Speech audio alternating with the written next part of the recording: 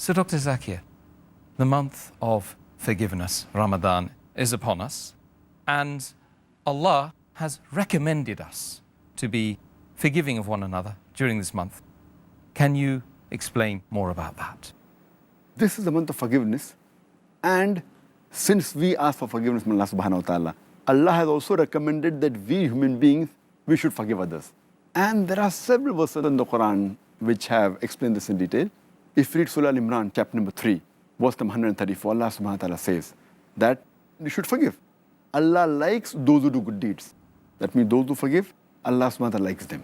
Allah says in Surah Araf, chapter number 7, verse number 199, that hold to forgiveness and enjoin what is right and go away from those who are ignorant.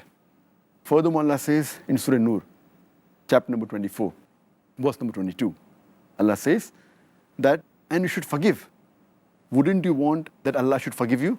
Allah is oft forgiving and most merciful.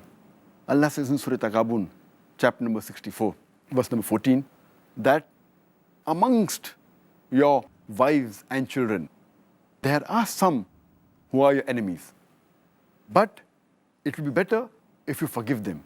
You overlook their fault and you cover up their fault. Allah is oft forgiving and most merciful.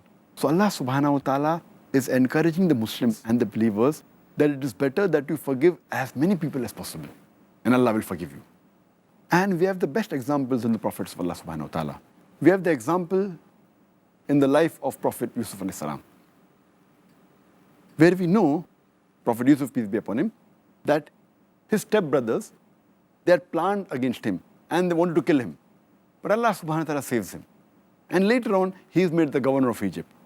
And when finally all the brothers are at his mercy, Allah says that he said, it's mentioned in the Quran, in Surah Yusuf, chapter number 12, verse number 92. He says that let not reproach be cast on you, and Allah is the one to forgive.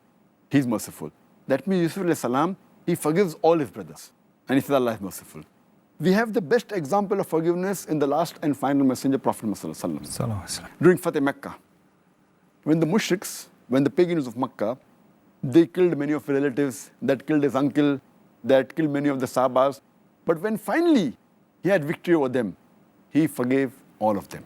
And Allah says in the Quran, in Surah Ahzab, chapter number 33, verse number 21, that verily in the Prophet you have the most beautiful pattern of conduct.